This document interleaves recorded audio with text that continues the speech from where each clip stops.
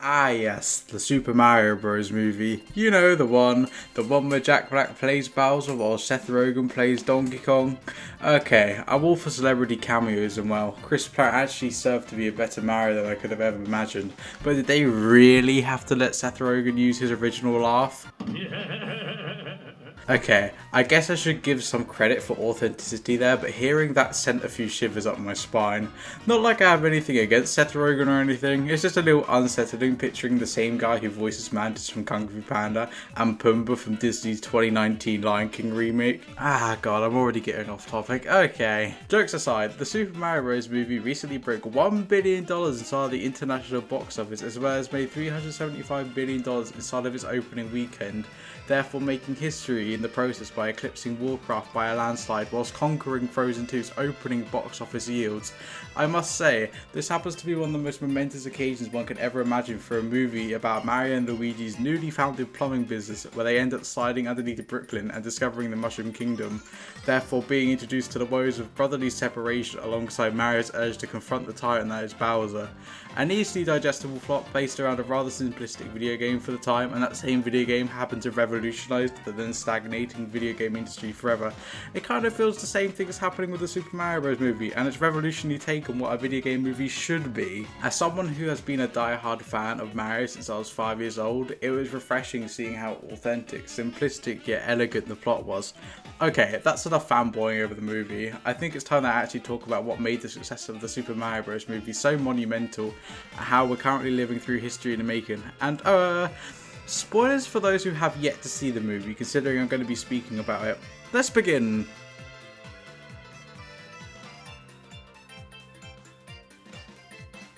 I've got to confess, the way Nintendo alongside Illumination lure you in with this tremendous battle with Bowser facing off against the Penguin army, you know, the same penguins in Super Mario 64, was a genius move. Its setup instantly foreshadows the upcoming events that would later see the movie climax with quite a heroic conclusion, but we're not quite there yet. Let's begin with the beginning of the movie, which sees this rather bombastic opening featuring Bowser cruising towards what seems to be an icy castle, with his army relatively shaking with fear thanks to what they're approaching as they march outside and encircle the icy fortress. There's a relatively smooth transition to Bowser walking out of his base of operations, what appears to be a war-torn island which houses the majority of his army, part of his kingdom as well as his throne room that happens to be established later on during the movie. Bowser trudges through the snow and through his army, eventually approaching the gates of the Penguin-led kingdom before him. In a display of bravado, the Penguin King gathers his army, bursting out of the gates and swarming the opposing Bowser with snowballs.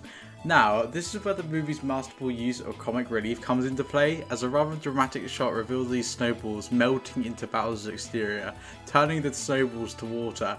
The Penguin King asks if Bowser yields, and he sarcastically remarks, I do not. Before unleashing what can only be described as hell on earth upon the Penguin Kingdom, gathering in the Superstar in the hopes of using it to unite the Darklands with the Mushroom Kingdom later down the line.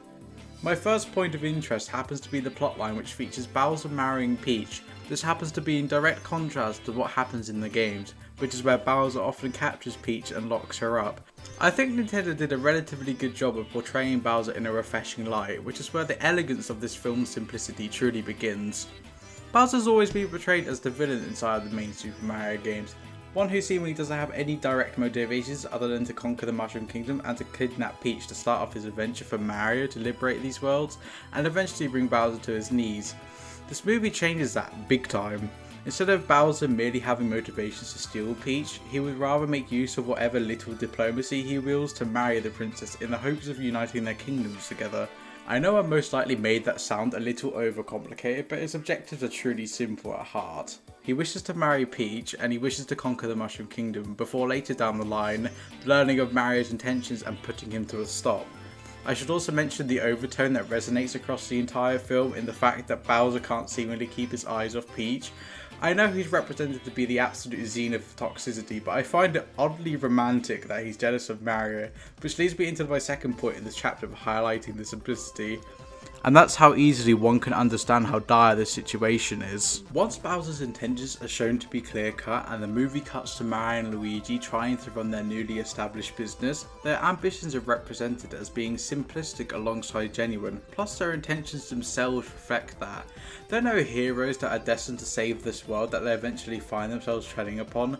They're merely two plumbers who are wishing to make a living by repairing the troubled piping systems of Brooklyn citizens. It's this humble lifestyle, plus the cameo from Charles Martinet saying, "Too much, it's perfect! Wahoo!" that further highlights the simplicity of their lifestyle and how it's about to be overturned once they're launched into the Mushroom Kingdom. Once Mario and Luigi eventually fall victim to the maze that happens to be the Brooklyn underground plumbing system, the movie again highlights its understandable nature. Instead of being some convoluted puzzle that the viewer must solve to figure out where Luigi is, the two brothers are seen departing one another's side. Whilst Luigi is destined for the Darklands, Mario is destined for the Mushroom Kingdom and immediately senses he can make a difference. This difference in objectives is further highlighted once the scene of Luigi venturing through the Darklands is shown. I almost feel bad for the poor guy, and I will admit, the scenery does kind of remind me of Luigi's mansion despite the scenery having no correlation at all between one another other than just looking creepy. On the other hand, Mario is transported to somewhere bright and colourful, embodying hope as well as some form of glory that may be yielded from his adventure.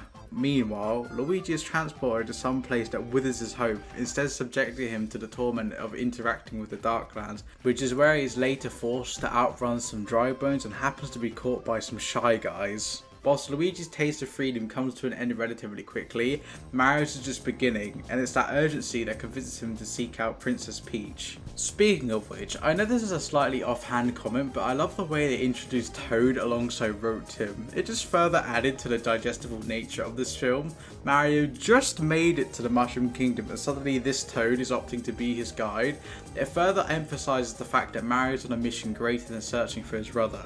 Although it begins so simple, the representation of Mario needing to seek out the princess foreshadows a much dire calling, one that Mario would eventually be pushed into acting upon. May I remind you all that this is a film directed primarily towards children, yet it includes so many of these gentle hints that point you in the direction of where everything is headed whilst also making it relatively enjoyable. There's no real predicting what's going to happen next inside this movie, at least from what I experienced during my first watch through, and I think it makes it more enjoyable. Anyways, fast forwarding a little bit, we eventually reach a scene where Peach calls upon one of the elders, who tries to convince her that the Kong army will refuse to aid her considering they aren't fond of alliances. Undeterred by the elder's words, Peach presses on, which is when we're inevitably introduced to the scene where Mario and Peach run into one another. It may begin with sparkles and sunshine, but it soon ends with her taking him down as well as questioning him.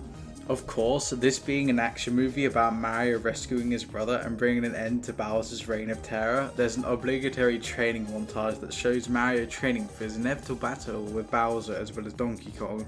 I would mention Donkey Kong's significance a little more, but I'm saving this for the second chapter, which will address the significance of the Kongs in greater detail.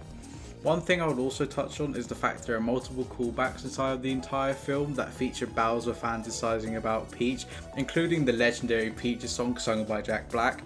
I've got to admit, the Peaches song further draws people into this illusion that his intentions are genuine, despite them completely contrasting against his real intentions, which is ultimately ruling over the Mushroom Kingdom using that superstar I mentioned earlier. Although not directly implied, Peach's failure to marry Bowser would result in the complete destruction of the Mushroom Kingdom with the superstar's abilities, further introducing a dose of simplicity within the representation of a bribing mechanism. This failure to live up to her obligations would not only endanger her, but also jeopardise the safety of the nearby Kong army. This is where another representation of elegance comes into play, and that happens to be how alliances and rivalries are handled. It all begins with Peach's ambition to persuade the Kong army into joining her side to defeat Bowser. With them requiring a reason for Peach to utilise their army, Cranky Kong proposes the compromise of their army joining their side if they can prove their worthiness by defeating Donkey Kong. Peach, with her hope drained thanks to Mario failing the earlier crash course that she completed with ease, considers turning back, all up until Mario lets his hero side shine, stepping up to Cranky Kong's challenge. Now, at the beginning of the clash between Mario and Donkey Kong, they are seen as nothing more than rivals that represent two sides of the same coin.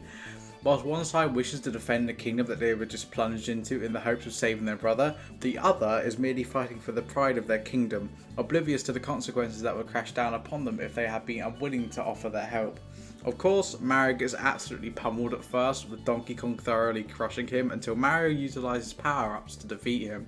Now, this is when the simplicity of the movie mostly comes to a conclusion, considering the rest of the plot, as critics have labelled it at least, can be hard to follow along with. I personally disagree with that sentiment, but seeing the credibility of the reviewers further burn thanks to how tone deaf they are is always a joy to see. With that little tidbit out of the way, and the alliance between the Kong Army Mushroom Kingdom established and its significance highlighted, allow me to jump into the second chapter with...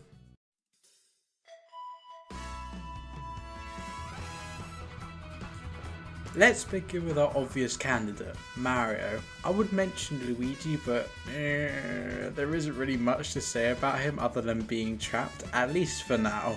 Mario is seen as quite an ambitious man right off the get-go, from founding a new plumbing company after leaving Spike to instantly searching for Luigi inside the Mushroom Kingdom. His ambitions speak volumes as to the type of character he is. He embodies the hero. He's the one you're going to be following along this journey through another universe to rescue his brother and to later put an end to Bowser's evil regime. Yeah, one trait that Mario holds that somewhat balances him out happens to be his slight cowardice when it comes to riskier situations, mushrooms, as well as defeating Bowser, at least near the beginning of the movie.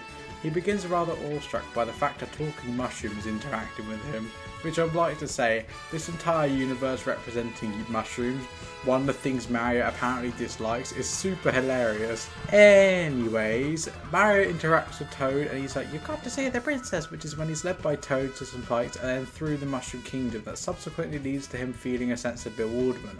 I would be bewildered too, at least if there was a giant Mushroom Kingdom under my feet in Brooklyn, and that's when Mario, obviously after Toad interacts with the guards, meets Peach. Speaking of Peach, Nintendo and Illumination making her an absolute boss inside of this movie is something that I love tremendously. I'm fond of the Mario games, but I really like the twist they incorporated with Peach and Mario sharing the role of being the protagonists of sort. Instead of representing this damsel in distress, she's seen as a strong, fearless and intelligent leader that the Toads can look up to. I also love how she's slightly intrigued by Mario's origins, considering Peach also seems to be one of the few humans inside the Mushroom Kingdom. Peach's character development is actually quite static other than her encouraging Mario, showing off her accomplishments in the process while she guarantees the safety of the Mushroom Kingdom, but I still think her character trait should be talked about nonetheless. For far too long, there's been an embodiment of female leaders as needing a man to save themselves inside of movies, games and TV shows. I'm glad that's changing now after so long, but I think Peach breaks this mould considering she's subjected to the pain that happens to be needing to fake an actual marriage and a wedding arrangement with Bowser only to take him down with a hidden ice flower.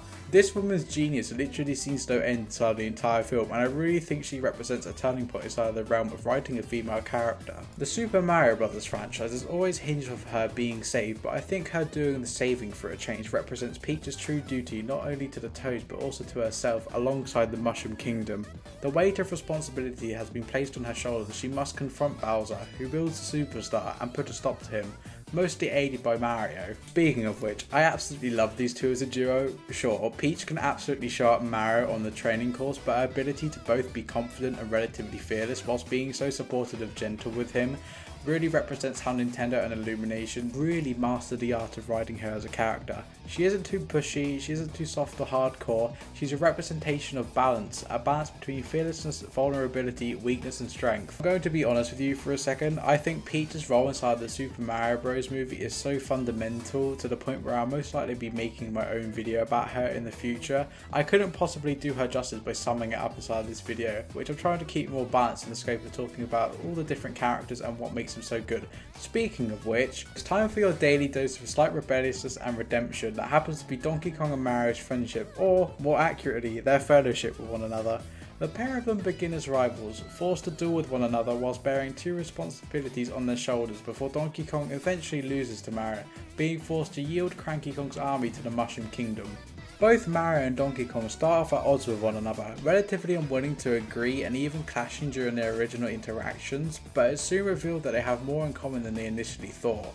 Upon crashing to a halt upon Rainbow Road and blaming one another once more, they're swallowed by a moray and forced to ponder their fate inside of its stomach. Not only does this represent a breaking point during Donkey Kong and Mario's fellowship, this also makes them friends, considering Donkey Kong reveals that he's got quite the weight on his shoulders thanks to the Kong Army and Kong Kingdom, considering the joke and that it's been happening for quite some time.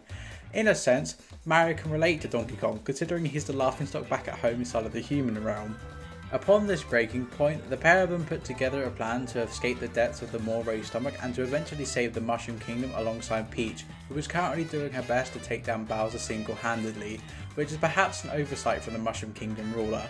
I know I'm probably cutting between characters quite a bit here, but Peach's weight of responsibility catches up to her a bit here, as she's convinced that she can only solely rely on herself as opposed to those around her, that she has the crushing weight of expectations that she must defeat Bowser and she's solely responsible for the fate of the Mushroom Kingdom. The Mushroom Kingdom is quite frankly defensive about her and she knows it, which is when one of her grandest flaws show, and in my opinion it makes her character writing that much more elegant. She doesn't wish to fail, she knows the consequences if she fails. She knew that marrying Bowser meant the sacrifice of Mario's brother, as well as basically enslaving herself under Bowser's rule. Therefore, that resulted in her being left in a tricky situation, basically backing her in a corner and relying on her patience as her sole weapon of defense. Yet, with the assistance of Mario and Donkey Kong's newly formed friendship, which is highlighted inside of an absolutely awesome montage of them wrecking through the Mushroom Kingdom, the pair of them land upon a platform in which everything is taking place and Donkey Kong halts the prisoner of sacrifice ceremony whilst Mario defends Peach. They're only highlighting that it's more than okay for her to place her faith in her allies, but it also highlights the true value of friendship, partnership and collaboration. But this won't be a true video if I didn't discuss the Koopa in the room, and that happens to be the tyrant himself, Bowser. First of all, I must admit that I love the amount of emotion they put into Bowser, even if it's mostly leveraged by his ulterior motives. It somewhat makes him a bit more relatable as a character in some strange aspect, as if it cloaks his true motivations, which happen to be obviously conquering the Mushroom Kingdom. It's this rather deceptive writing and softer side of Bowser that's written alongside his barbaric conquering side that hides the fact that Bowser is somewhat of a toxic person. He wishes to marry Peach and peacefully rule over the Mushroom Kingdom by her side, but in truth, he most likely just wants to lock up Peach and enslave the population of the entirety of the Mushroom Kingdom, now that Peach is forced to be in a relationship with him to protect that Mushroom Kingdom from his wrath. I think the whole reveal that Bowser was going to marry Peach to his army that somewhat represented the fact he was not only trying something new but was perhaps truly love-struck by the ruler of the Mushroom Kingdom. Yeah, it's this jealousy of Mario and his possessive nature that he holds over Peach despite not marrying yet or being tied to her, that exposes his true motivations, and that's to control Peach and to control the Mushroom Kingdom. That happens to just be scratching the surface when it comes to Bowser's might as well as his true intentions. It's shown at the beginning of the movie that he's a megalomaniac driven by his army, driven by destruction, power and chaos. So to see this massive contrast between him wishing to uproot kingdoms and lock their inhabitants inside of cages that will eventually plunge into lava, intermixing with this treacherous, love-struck and motivated side of him, that makes him a true force to be reckoned with and represents how grand this writing is. That's before mentioning the fact that Jack Black gave Bowser the soul he truly needed. Jack Black's performance as Bowser and his ability to truly bring together the chaotic alongside gentle side of Bowser is something that should have honestly been cheered inside the theatres. The same goes for the Peaches song in general. His performance as Bowser was absolutely spectacular, and I honestly think there's no one out there in this entire universe that could embody a conqueror who wishes to uproot the Mushroom Kingdom and other neighbouring kingdoms whilst also tying their rulers to his side. And if you don't know what that means, that's pretty much me insinuating the fact that he wants to marry Peach whilst also conquering her kingdom. Whether it's the fact that he's driven primarily by greed and power, all the way to wishing to annihilate Luigi by sacrificing them in Peach's honour, which is more likely a masterful excuse of merely dealing with his prisoners once and for all, that brings Bowser together. But would it be brought together entirely without Bowser's drive for happiness? There's a line inside the end of the movie that somewhat struck me as being unique, not only to Bowser but also to this movie in general, that highlights the depth of Bowser's motivations interblending with his shallowness of his purpose. And that's his quest to be happy. Now, at this point this is less of a summary and more up to speculation, and I'll try to keep this short, but it could also be a mix of two things. Him just exclaiming that in anger thanks to being unable to get his way with Peach, or it represents a truly deeper feeling within his heart that he's lost as a ruler, as a conqueror, as a leader and as a warrior, that he finally looked upon Peach and through his rather mentally disturbed mind found a way to settle down, found a form of peace. And so to have Mario come along and uproot his plans like he uprooted kingdoms before coming up with this compromise truly represents a karmic force of sorts, whilst also adding to Bowser's depth as a character. I don't know though, I think I'm reading into him a little too much, but I've always been curious about his motivations from the beginning of the Mario games. It feels somewhat nice to finally have some insight after all of these years, or more accurately decades, as to why he's wished to capture the princess, as well as seeing the debut of the Super Mario Cinematic Universe has been historic in of itself. Alright, I'm beginning to ramble too much. There's not a document or paragraph long enough that could truly encapsulate the mastery that goes behind this movie and its characters, and considering this is my second video, I am truly trying my best. Now, I think it's finally time to move on to the last part of this extended ramble about the Super Mario Bros. Movie and how it made history, and that happens to be...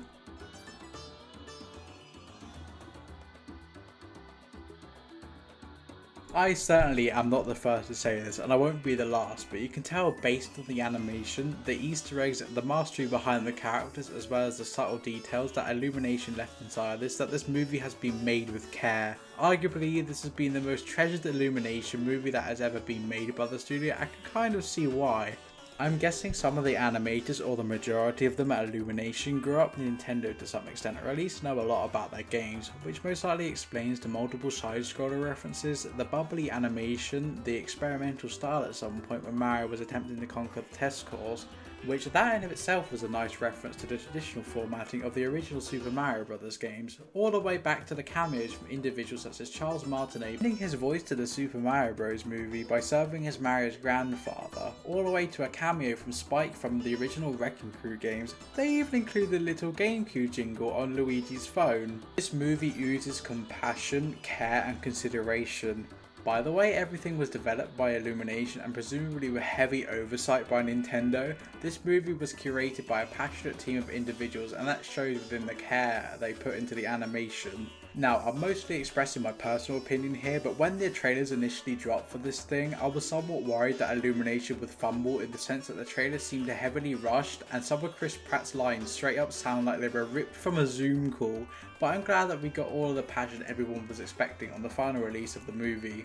Nintendo has already made a statement revolving around the fact that they're most likely going to be creating more movies in the future, and this movie has undoubtedly changed the definition of what it means to be a video game movie, the same way that the original Wreck-It Ralph did. We're not going to talk about Ralph Breaks the Internet on this channel, but Nintendo alongside Illumination really poured their time, effort and dedication into this, and judging by the fact it's now yielded $1 billion from the international box offices, it's paid off. I know, and pretty much everyone else knows, that Illumination has a reputation of creating relatively child-friendly movies, and judging by the fact that some people disagree with the simplicity that I've pointed out during the first chapter of this video, they really did put their mastery with that formula and made it tolerable for all ages. I am honestly just so glad that they didn't insert any fart jokes. Sure, there was a toilet joke thanks to the plumbing scene, and I'm sure that Nintendo had to step in with Illumination, probably inserting fart sound effects inside the piping system hidden beneath Brooklyn, but overall, the fact that Nintendo alongside Illumination took a relatively mature stance on this instead of making it purely child friendly, filling it with cringe jokes and references alongside fart jokes, is probably one of the best decisions they've ever made. Not only Nintendo, but Illumination in general.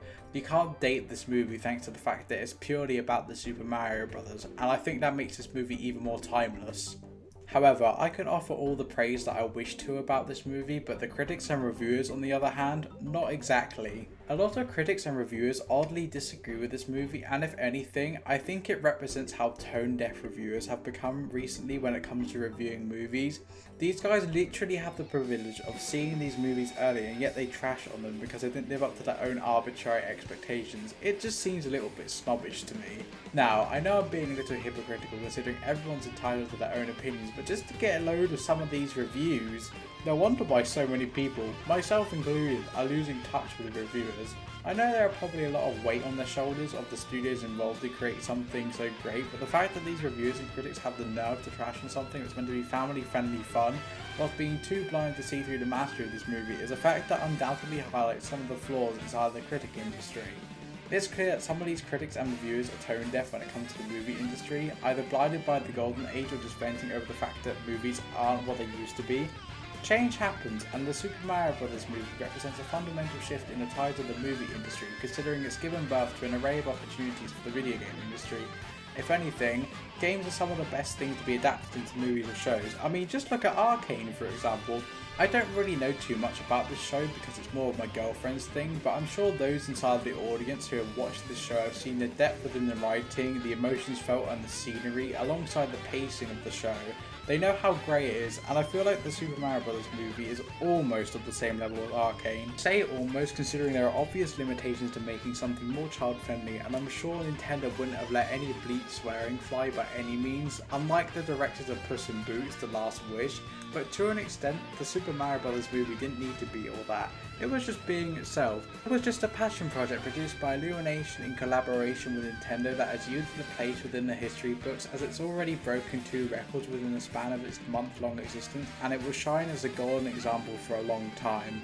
And on that note, thank you so much for listening to my ramble about the Super Mario Bros. Movie. I'm sure that you can tell that I absolutely love this movie and I will cherish it within my heart for many years to come. I'm sure you will as well. It feels good to see that even when people are yelling at the animation medium by stating that it's stagnating, that corporations, industry-leading animators, and more specifically individuals, are constantly breaking the mold of what it means to be an animated film. But I think that's going to conclude my ramble for today, considering I've been talking about this for a very long time. I hope you all have a wonderful day or night depending on when you're watching this. Make sure you take care and may the cosmos shine upon you. Bye!